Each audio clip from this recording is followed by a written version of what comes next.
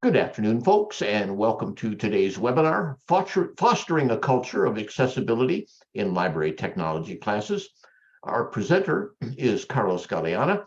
He's an experienced technology trainer. In fact, Library Journal has recognized his work with public libraries.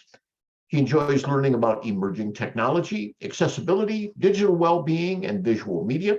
And his website, which I will put in chat in a moment, is carlosgaleana.com. Carlos, the microphone is yours. Take it away. Hi everybody. Thanks for having me. Greetings from Seattle, Washington, and I'm just really excited to discuss this topic here with you all, just regarding accessibility and some of the cool things that we can do in terms of our library services. And I think there's a little bit of something for everybody, whether you're in public services, part of marketing, learning and development, program development, outreach, you're teaching classes, you're a manager. I think there's a little bit of something for everybody and things that you can do to better support your coworkers, your patrons, and also even your family members. So let me go ahead and just get started with sharing my screen here. Got a few slides. And at the end of the slideshow, you'll see a set of resources that you can access, the different articles, videos. We also have a list of recommended LinkedIn learning courses. So if you're interested in learning more about the topic, by all means, you can explore some of those. And some of these solutions are actually either free or at a very low cost. So let me go ahead and get started here. Thank you very much.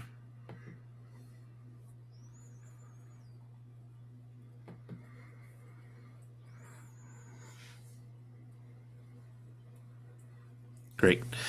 And I wanted to start off with this picture here. This is a picture from the Seattle Public Library. And each public PC there has a high contrast keyboard, just like you see there. So it's a really great way to welcoming presence for their patrons who are learning how to type, or patrons who are having difficulty seeing the keys. A keyboard like this, it's pretty cost effective. It's some start at $20 and go upwards in that price range. So if you were interested in swapping out your keyboards for a high contrast keyboard like this one, I think this is a good start. So a little bit about me. I worked at Multnomah County Library System, Tacoma Public Library, and Everyone On. Everyone On is an organization that provides digital literacy classes nationwide. I'm bilingual in English and Spanish. I've taught over 300 in-person computer classes of some kind, whether it be like making a website or Excel or email. But one of the interesting shifts in the past few years, as you can see, is that I've shifted more to actually teaching virtually. Before my virtual classes were very small number, probably like 30 classes I've taught. But now it's really ballooned, and just really being able to teach virtually. I'm also going to be sharing some tips. So if you find yourself leading virtual classes or even a virtual meeting, there's going to be some tips in here that you can incorporate. And lastly, some of these tips that I'm going to be sharing with you all is just really from just working with over 3,000 different types of tech help appointments, different questions that would come my way. And it's just kind of really some nuggets that I've kind of picked on, some aha moments, some moments of clarity, and some moments of reflection as well. And that's a picture of downtown Tacoma. And if you ever stop by this part of the country, feel free to just reach out to me. I would love to stop by and say hello. So we're going to talk about accessibility, assistive technologies, how you can build an inclusive community in your workplace, and also about some things you can do to implement in your library system.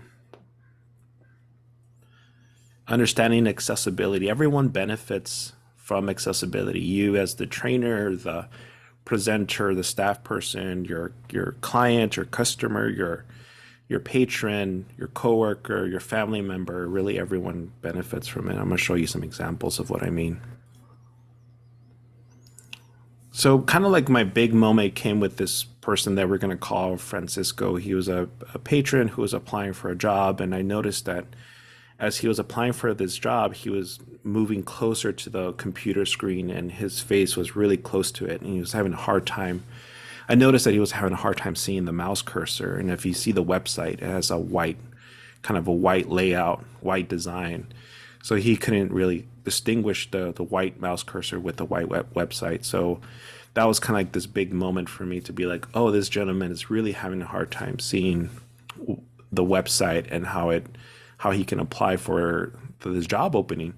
So what I did was I went into the settings of the computer itself and I increased the mouse cursor. I made it a black color so you can have a little bit more contrast.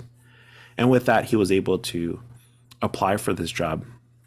And that really got me going to really exploring all the accessibility settings from every operating system, from Windows to Mac, Chrome, Chrome OS, Android, and iOS. So if you don't have these devices or access to these devices, just going on YouTube or reading like the help pages online could really just give you an idea of what is available out there for patrons.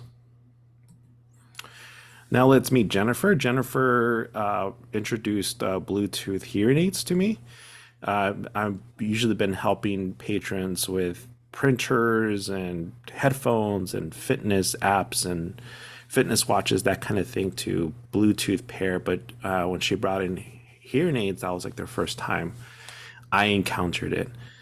And so I taught her how to pair her hearing aids with her device. And now she was able to accept calls as she's driving without, having any difficulty there. And that really brought me to like more of an open-mindedness. And it's just because one aspect of technology, in this case Bluetooth, there's other elements that you might not be aware of. So just really always having an open mind to how things are presented to you. And then we have Kendra here. Kendra is a coworker. She uses sign language and notes to communicate.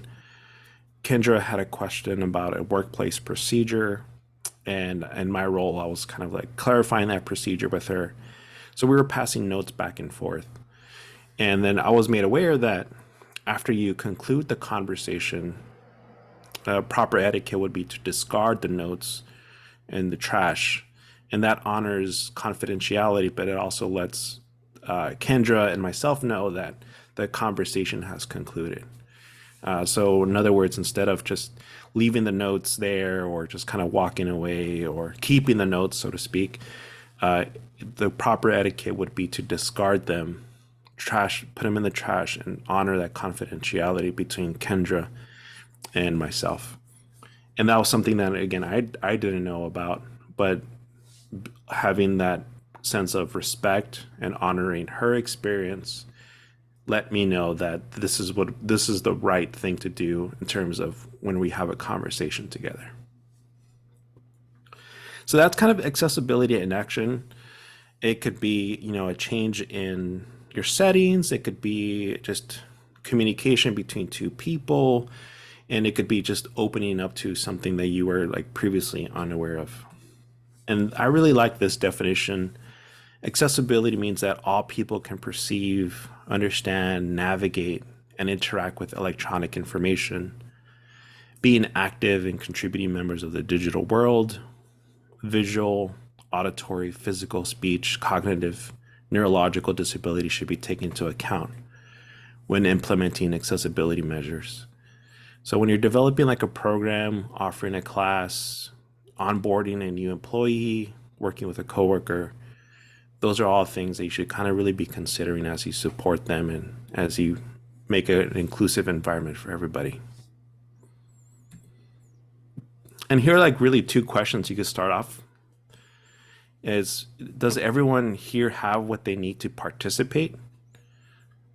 And then is there anyone who's not present because they don't have what they need to be here?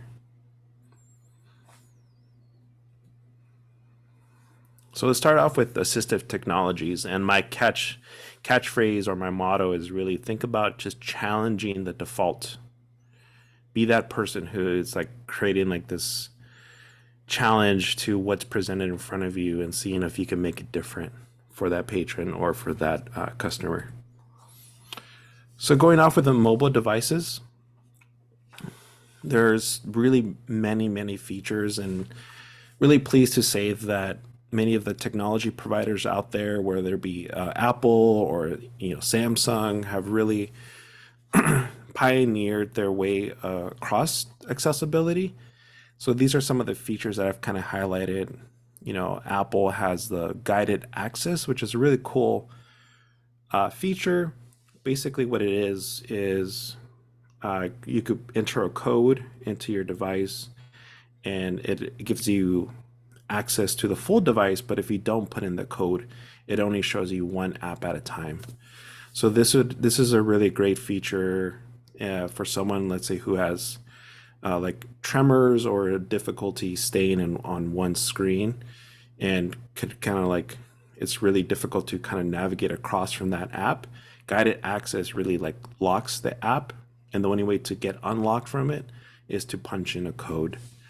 It's also kind of known as like kiosk mode. So it's like if you see it like on like an iPad on display and you can't get out of that display, that's kind of what that is. And it's a really cool feature that's really good for people of all ages.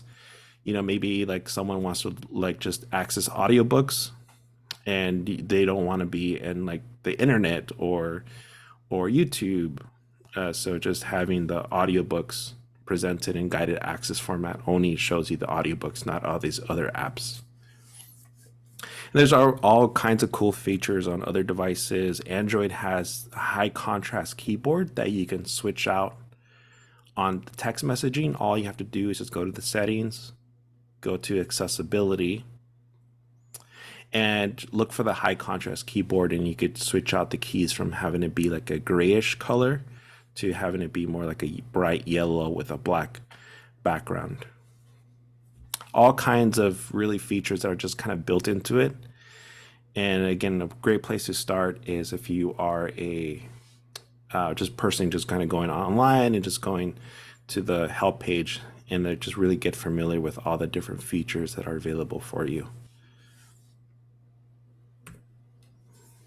And you can also add additions. So there's this really great app called the Swift Key Keyboard that helps people just change the appearance of their keyboard on their device. And you could change the sizing of the keys a bit. You could change the color and give it a different appearance.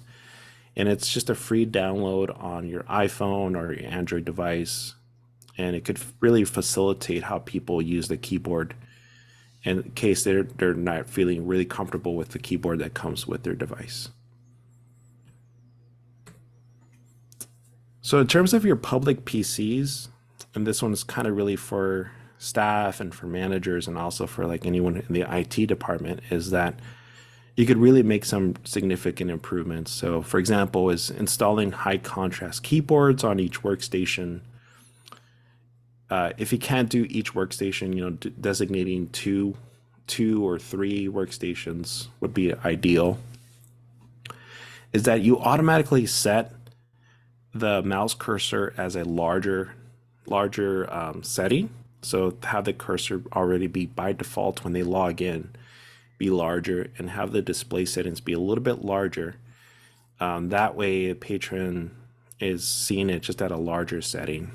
And one of the things that we noticed when we implemented that change is that we stopped seeing less patrons come closer to the monitor, and more patrons is really being more comfortable with just when they come in, they log in, and they could just see the computer screen from a reasonable distance. We also created a signing out button. So it was kind of like a little shortcut on the desktop where if you double click on it, it logs you out, rather than having to go through like the start menu or having to go click on somewhere else. You just click on this little button on the desktop and it logs you out. And then we also added the screen reader, the magnifier, the accessibility settings on the desktop, so people didn't have to go find it on the settings. It was already just kind of like laid out there for you to access. And then you could also provide access to like an ergonomic mouse as well.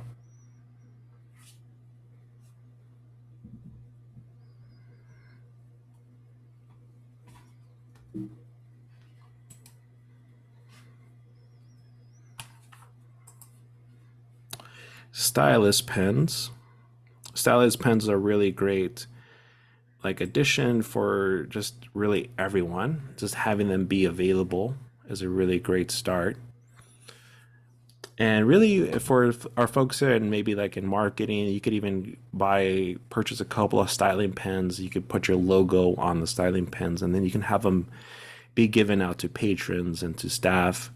It just helps us with functionality as we're helping our patrons really pinpoint each part of the screen. And in this case, you see a picture of a person with a stylus pen with our logo on it, and she's able to just easily tap on the screen of her device. Yeah, as we age, we use a little bit of kind of like dexterity and our ability to touch on the screen. So just having a stylus pen and giving them out is a really great cost-effective way to support your community.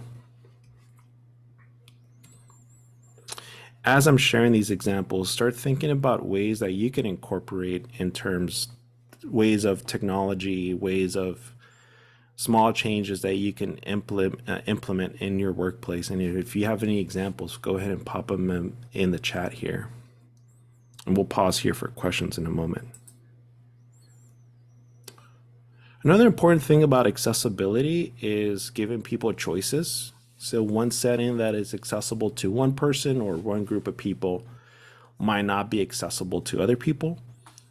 So one of the things that we talk about when we're teaching Microsoft Office or like email classes, even when we're onboarding new employees, is we let them know about dark mode and how to turn that on. But just know that dark mode could be a barrier for people with a stigmatism. It looks a little bit more blurrier for people with that condition. So while it might be of interest to other persons, other people might not be interested in that. So just letting them know how they could turn it on if they're interested and how they could turn it off if they're not interested in it.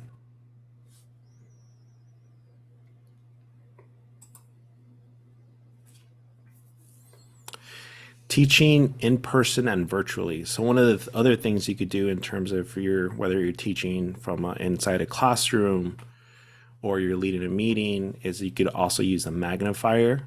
And a magnifier is built into just really most computer systems. And it really helps you see those really fine details.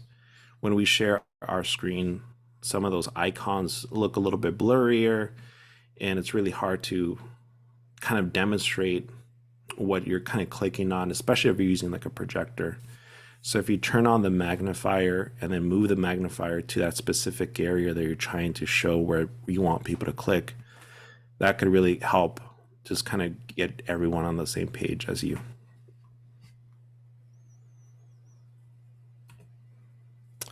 And that's me, just teaching with props. So another thing you could do is have separate devices or illustrations to accentuate your point. So on this example here, I'm teaching like a webinar and I'm just showing people how they can use their computer. And I'm just really showing them like we're just talking about ports in this example. And it was really important, rather than me just kind of talking or showing pictures, is really like I had a separate device and I was like lifting it and showing it up close on camera. And it's really showing like this is where you would put your mouse or this is where you would put your charging cable, and just really showing those examples really helps accentuate your point and not making the assumption that everyone is understanding what you're describing. So if you could use physical props like a magnifier, like a keyboard, or in this case a computer itself, that could really help you out.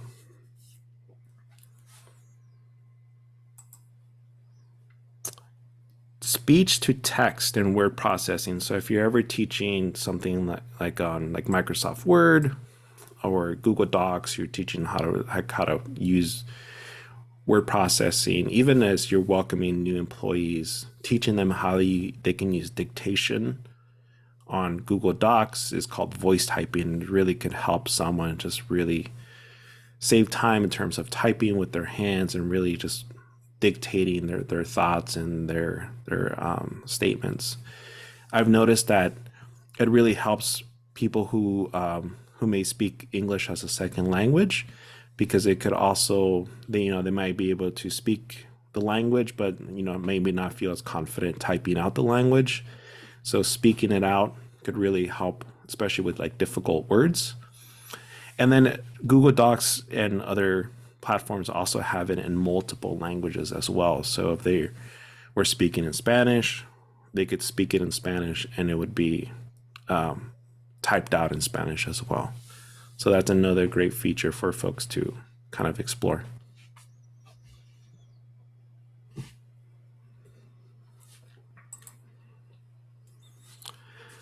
Other impactful technologies. So this one was kind of an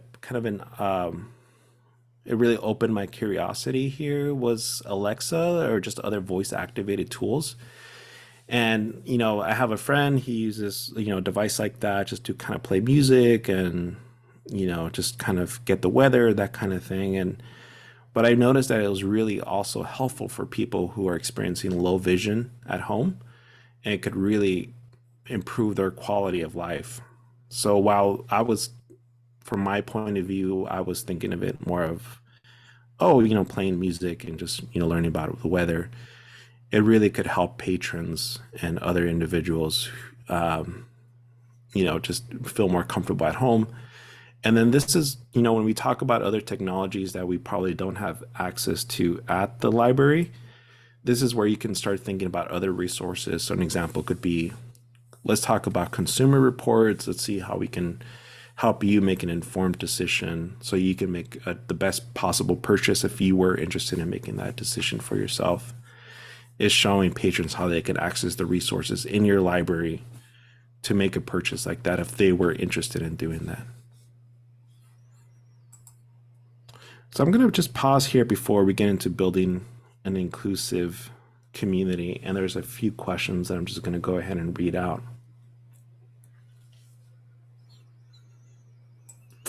It says, what label do you put on accessible workstations? Is accessible now a commonly known term? I've seen them as ADA stations, but from the last libraries that I've been working with is that we don't have any labels. They're just as other public PCs.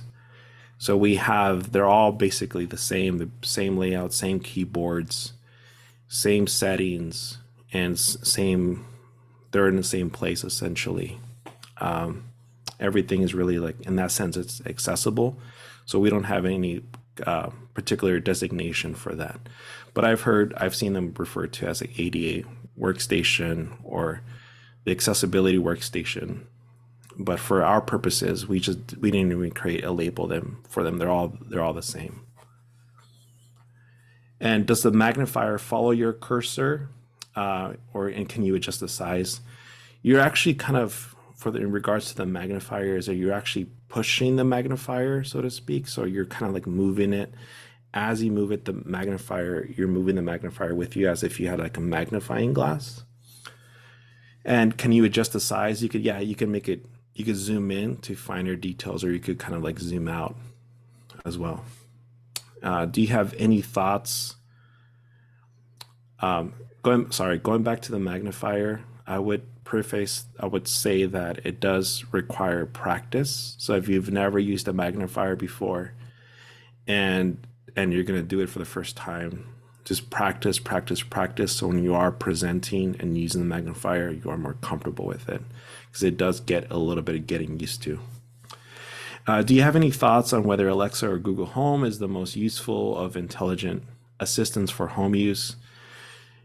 Yeah, I don't have really strong, opinions about that. Like, what's the most useful, so to speak. I think I always kind of turn it back to the patron, like help the patron make the most informed decision. Let's find out information online. Let's read customer reviews, and then have the patron learn more about it itself. Maybe watching a couple of YouTube reviews, that could be of help. But I try to stay clear from making any kind of like direct recommendation from a specific product. I could present some options, and then the patron themselves would make that decision. So now we're kind of talking about like a little bit of like your coworkers, your kind of like professional development, things that you could do for yourself, things that you can help with others. It's really start thinking about inviting guest presenters to your team meetings, and that could be from, a local support group, advocacy group, and really helping just share the resources that they're bringing, they're offering to the community. We recently welcomed folks from the deaf inclusivity support group that we have in our region, and they gave a presentation about how they support community members for free and all these really great services that we were unaware of. So that makes us a better kind of advocacy and better agency where we can refer our patrons to them for services. And then if you're in like learning the development, if you're in training, start auditing your staff courses, making sure that they're accessible. Know that disability language is constantly evolving. So just being tuned in to that. And one of the best ways you could do that is follow some of the thought leaders behind this. For example, on LinkedIn, there's really a lot of disability advocates who are really like discussing some of the changing language, but also challenges that they're experiencing in the workplace.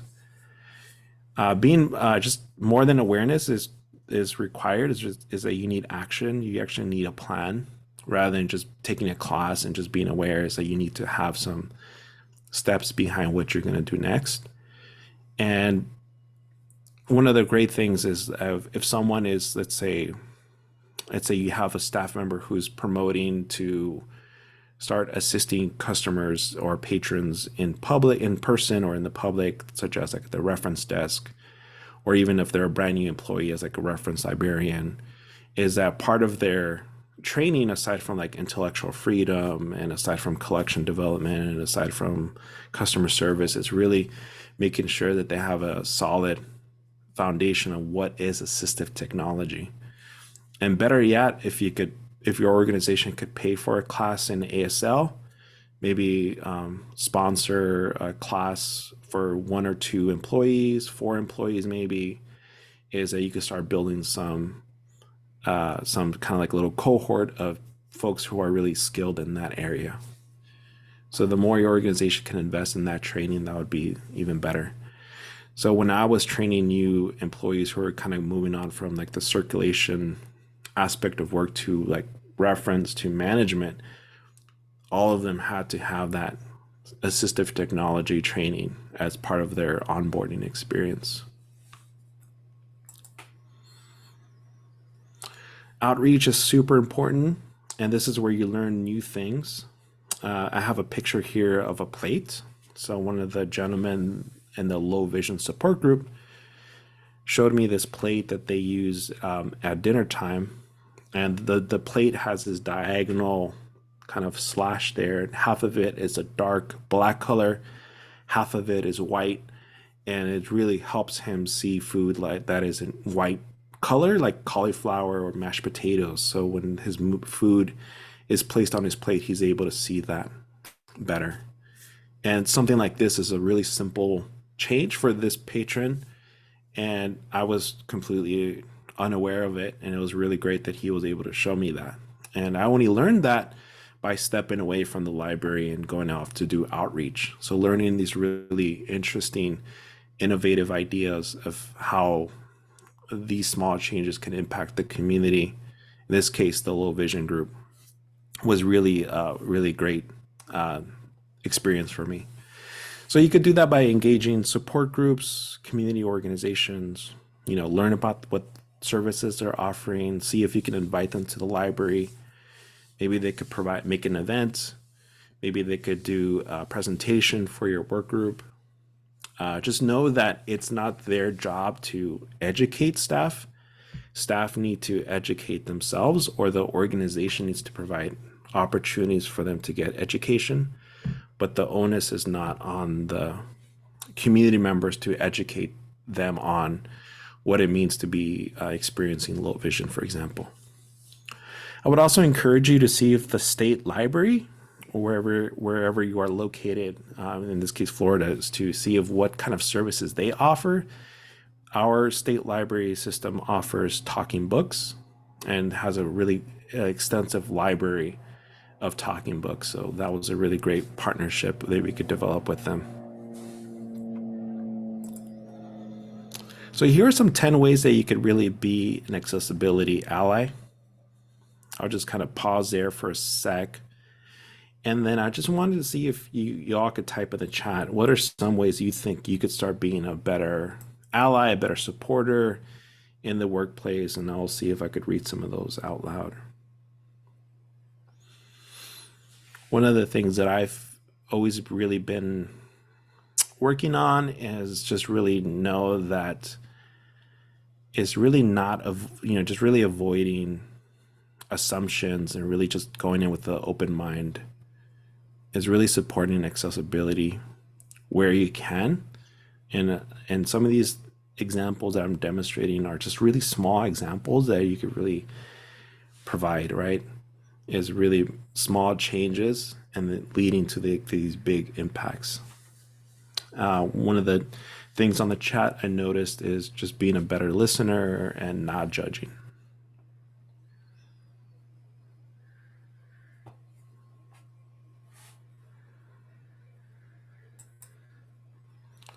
So implementation, one of the persons I follow online, her name is Mero, and she states progress over perfection. So she's a person that is in the community, but she's always looking for improvement. She's always looking for how she can be a better ally for people in her own community, but also how she can be a better, like, kind of like bridge builder for people who are not in her community. So here, I'm just going back here just for a few more seconds here, so you all can notice the different 10 ways to be an accessibility ally. I'll just quickly kind of read these out loud. 10 ways to be an accessibility ally is number one, knowing that not all disabilities are apparent. Number two, know that there are many disabilities. 3, understand disabilities are a spectrum. 4, ask before helping. 5, provide access and accommodations. 6, avoid assumptions. 7, avoid giving advice. 8, one of my personal favorites, avoid the "you're inspiring" or "you're amazing." 9, communicate with them like you would communicate with anyone else. And then support accessibility. And I tend to fall on number 10, just try to find new ways to support accessibility, whether it's in person or online or with my coworker or with a customer or patron. Absolutely. Thank you. Great, thanks. And you will all get copies of this slideshow so you can have access to them. Implementation, again, progress over perfection is really strive to getting better. Yes, absolutely. One person noted that we realize that we all need them or will need them in the future at some point, right? And being aware of it is really helpful. One example that I could think of is one of my relatives. He was just kind of really frustrated with his Android device, and it's just like he just didn't like his device and having a hard time navigating with it. So one of the accessibility changes I did was I increased the font size on his device so his text messages were larger and bolder in terms of font size. And that just really made all the difference. He was like so happy with it because one of his core frustrations was that he couldn't really make out or see the text messages that were coming in. And if he's not seeing the text messages are coming in clearly from his loved ones, that frustrates him. And then that puts like the blame on like the device and him, and you go back and forth. And so showing him how he can make those changes really made him more like, oh, now I could see the messages clearly and I feel more confident in my device. And it was already within the device. You just have to go in the settings and then just kind of like turn it on and then see, hey, is this better? Or did you like the other way? And then it really makes a difference for someone. And you didn't have to like pay for anything in terms of like a feature. It was already there. So it's just a matter of just kind of having that curiosity. So in terms of accessibility, how does that look like in the public library? I would even say like academic libraries as well. Is that there's a couple of like areas that you could really start thinking about. And I realize that you in the workplace might be focused on one area, but if you're ever in a committee or have a kind of direct communication with someone in that field, then you could start kind of sharing some of these ideas with them. Start thinking about like programs, services, and collections, your facilities, furniture, the website itself, the public facing content, marketing, the culture within your organization, how you onboard and recruit new employees, and internal communication. I think it's important to have some of those internal elements as well, because for me, it makes no sense to be promoting accessibility with our patrons, our community, but having a really poor culture internally. If you're not supporting your coworker, if you're not supporting, your work group, so to speak, with accessibility measures, but you are supporting, externally, then you're kind of doing it halfway, so to speak. So really, you have to do it internally as well as externally. So let's talk about some examples. So here is one of the libraries, and one of the shifts that we started doing, in this case, Tacoma Public Library, was just really making all of our furniture really lightweight, really movable, adjustable. Anyone could move really. We could really move things really easily without hurting our backs. So we went away with the hard wooden traditional library furniture. Really went with a more of a lightweight, comfortable furniture, and you can see that it looks like kind of like a polygon seating there. I would describe it, and that ensures privacy, but it also kind of really mitigated a lot of conflict in terms of with our patrons, because we would see young people arguing with other young people previously in our previous layout, which was kind of like a straight layout with computer after computer after computer. But now within this polygon type of shape, it really helps us kind of mitigate conflict, because everyone's kind of focused on their own screen and they're not like bumping elbows with each other. So, and if someone has a wheelchair, we're able to kind of easily swap out, a chair or adjust a workstation there. So that's just an example of something you all can do, is just swapping out even the chairs, going from those bulky wooden chairs to a more of a ergonomic to even a lightweight chair. This was a big push for me. This was one of the things I was really proud of, which was, let's have an accessibility statement on our website, really demonstrate to the public how we're serving them, and then our employees see this as well, saying that these are the expectations of you as an employee, and these are what we're offering our public. It's really having it be right out there and having all the services there. One of the other things that was really important for me as well is, previously, if a patron wanted to file a complaint, they would go to the city website, go there first and then file the complaint there.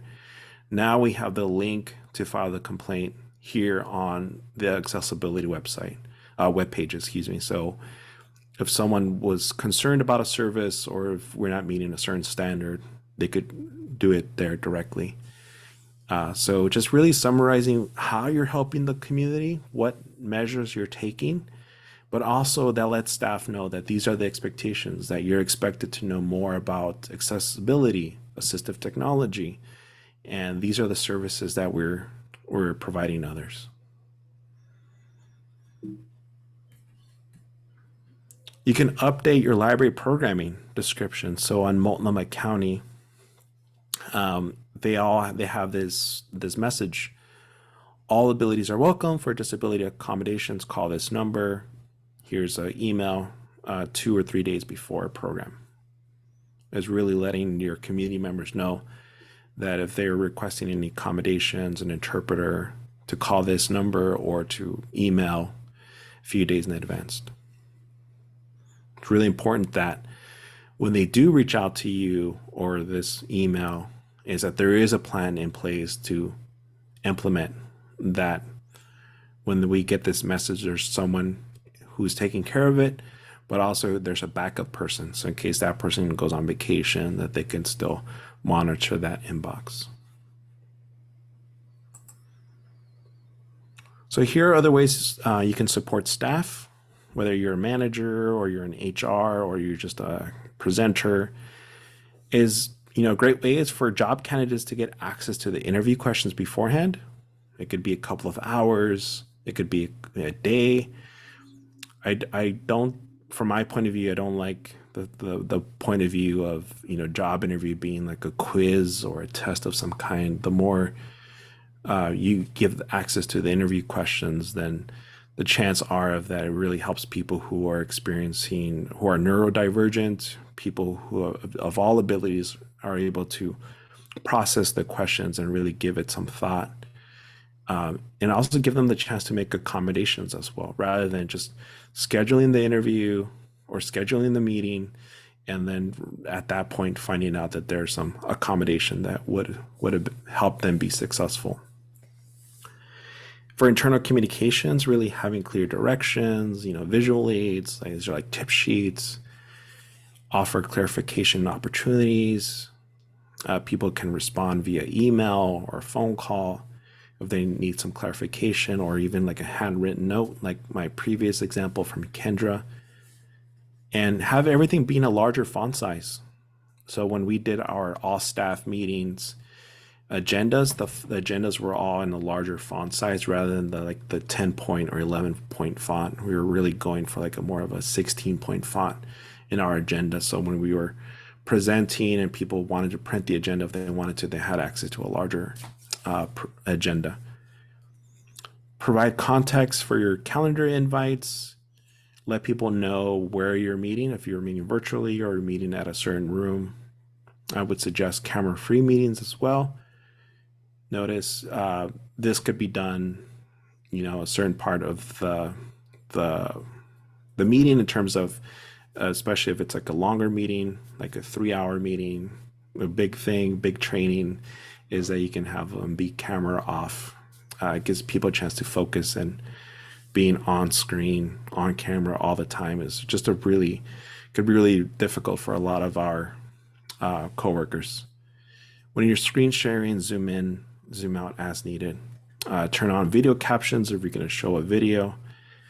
And then you can also slow down your mouse cursor in the settings. So rather than having to go with a traditional speed like that, you can slow it down in the settings. So as you move, it forces you to slow down, and then you can highlight certain areas of your screen.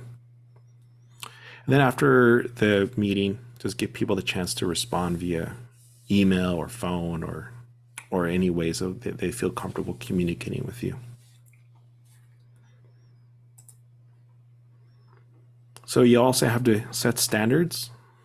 Make sure that if you're designing like curriculum or presentation templates, that they all follow a standard, that you start including alt text descriptions in your images, ensure color contrast with text and backgrounds, make sure your documents and your policies and procedures follow proper headings. If you don't follow proper headings, it really kind of confuses people who use a screen reader. So instead of making the font size larger, you have to make sure you list the certain section as a heading or heading 2 or heading 3, that kind of thing. And making sure that if you are posting a video on social media or internally for your training, that you have your video captions on point, that they're accurate, and you don't put a whole bunch of text in one screen, that it really flows as the person is speaking. And again, it goes back to, you really have to, if you want to serve the public, you also have to make sure that you're doing practices internally as well to support your colleagues. Lastly, here is a whole bunch of resources, because no library presentation would be complete without resources. So once you get access to the slideshow, you can click on these different articles that I've curated over the years, whether it be about just basic tips, resources from Tacoma Public Library, like the accessibility page I demonstrated earlier, different designing tips, effective communications, serving deaf patrons in the library. This is a really great upcoming webinar by Kathleen McMillan.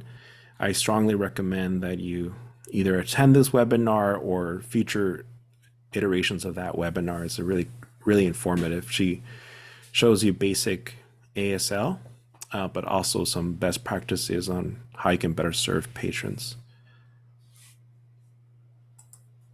Here are some more resources as well, like how to caption your videos, how you can have an inclusive virtual meeting, why you should really stop using green, yellow, and red like on spreadsheets and to accentuate certain meanings. This person really discusses that because it really impacts people who are experiencing color blindness. So there's a really neat article about that. Some more resources here as well.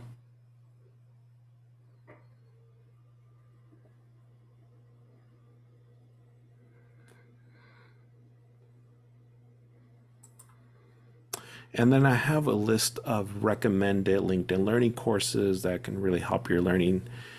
So if you have a subscription to it through your workplace, strongly, these are really good starting points, from creating a document to supporting your coworker, to making sure your e-learning course, if you're in that area, is accessible. And then I want to leave you all with this picture here. I really just value this picture so much.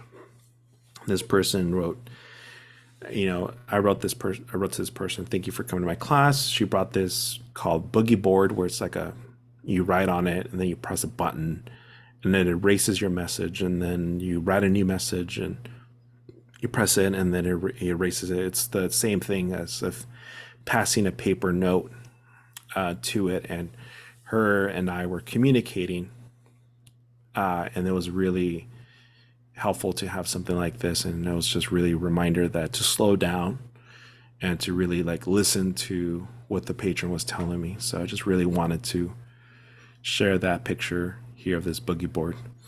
So we have some really good questions here on the chat.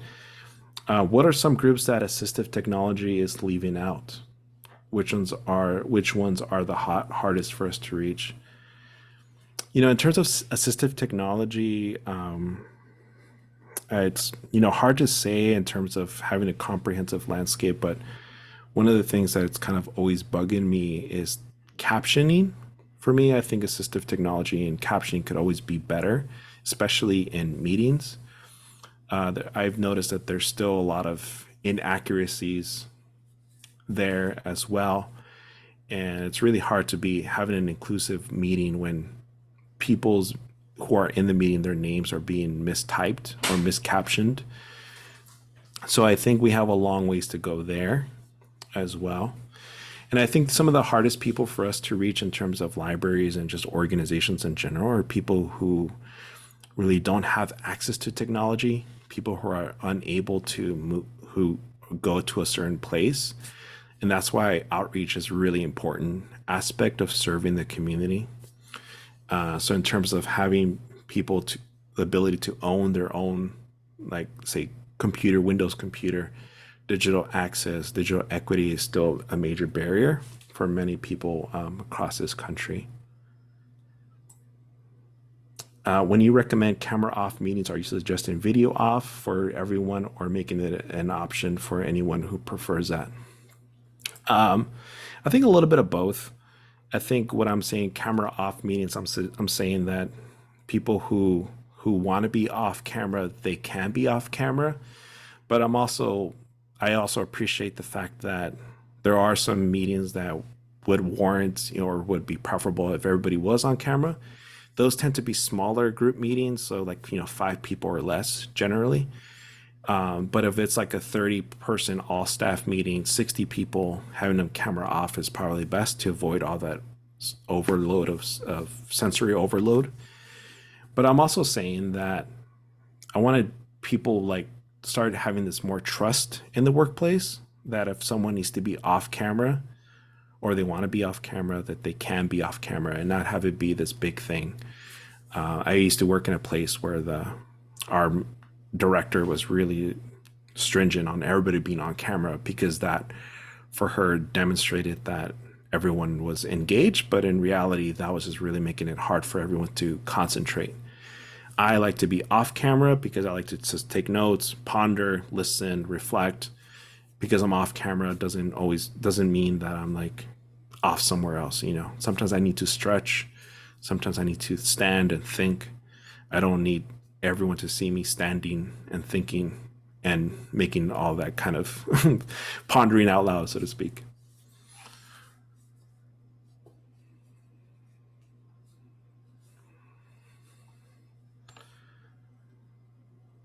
Yes. Are there tools like a boogie board or a cheap smartphone that would be helpful to have, just as handy tools as a public service desk? Yeah, I think, like a boogie board is a really good, effective, and, environmental solution. It's really cost effective. Even a whiteboard, those little small whiteboards with a little marker, that's a really good thing that you can have handy. I think that's a really great starting point, and it's, probably costs like $5. And if each desk had it, that would be a better way to serve, the community.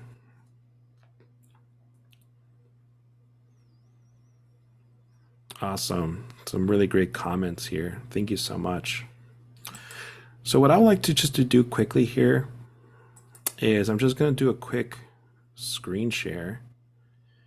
And I just really wanted to show you all a little bit of what Windows offers and kind of where you can kind of get started. Just so you all could see a little bit of what's available already there. So just kind of going into your settings, there are all kinds of places where you can go, but on Windows 10, it's called ease of access. On Windows 11, it's called accessibility. So you could just do ease of access. And then you start kind of getting all these kind of features here. It's also available here in the settings, ease of access, this location here. And this is where you can make things, modifications, so you can make the display settings bigger. So I'm at 150%. You can make things brighter. The mouse pointer here, you can adjust the size of the mouse pointer. And if you toggle to the far right, it makes it a much larger mouse cursor. So if you're having that kind of difficulty seeing it at a smaller scale, you could do that. You could change the color of it from there. And then if you go further down, here's the magnifier. And then you could turn it on. And again, it requires some practice. And here's like, there's this little kind of like window here that you really can't see because I'm sharing my screen, but you zoom in and zoom out. My screen share, I need to change it up here a bit. So let me stop sharing. Let me reshare my entire screen. Let's see if that does it. There we go. I'm gonna try that magnifier again. There we go. So if I was teaching, let's say, a software tool and say, hey, can you click on display? It's right here in the right corner.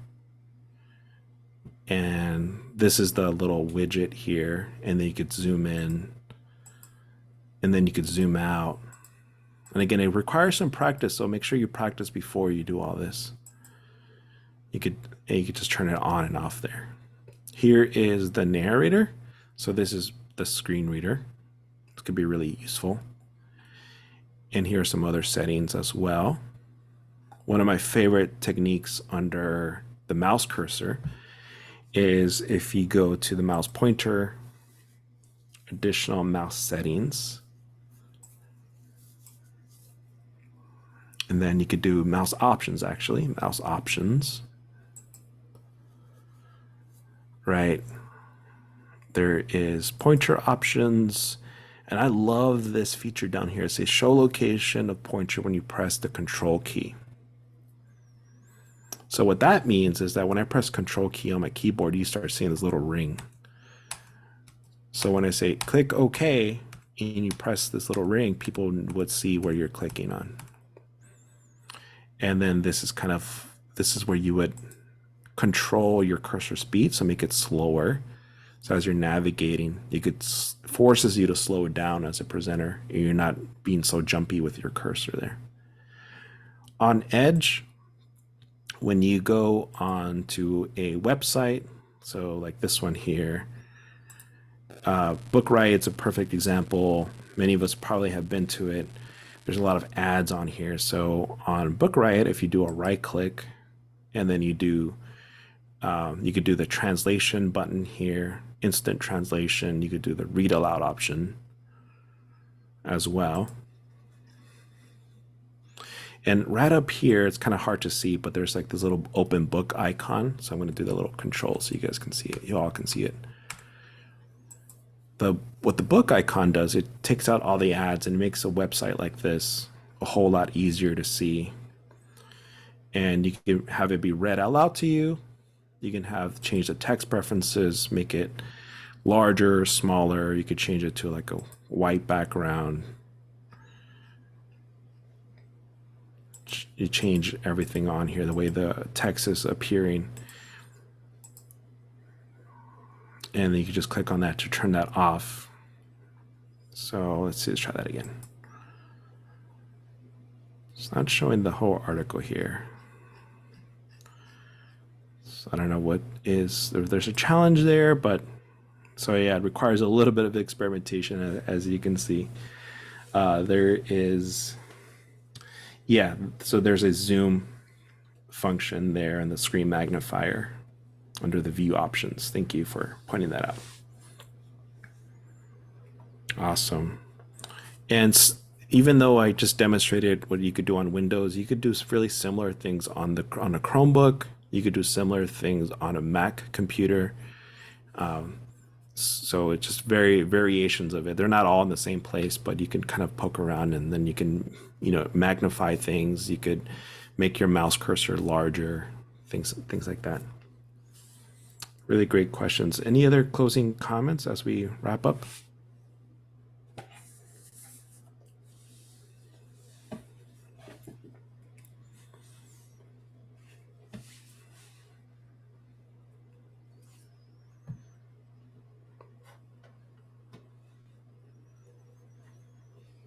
Well, I want to thank you all for your time. I really appreciate it. And thank you for your interest in accessibility. I think of it as a journey. I'm always like learning new things almost every day, just really learning new things. So if you go in with that mindset of open-mindedness, respect, humility, then you're really able to open new frontiers for yourself and also for your community. And like I mentioned, some of these changes are really either free or at a very low cost. So you could really start making some notable changes within your workplace. Carlos, thank you very much for today's presentation, and thanks to all of you who attended. We hope you gained a lot from today, and we hope to see you at a lot of our future presentations. Have a great day.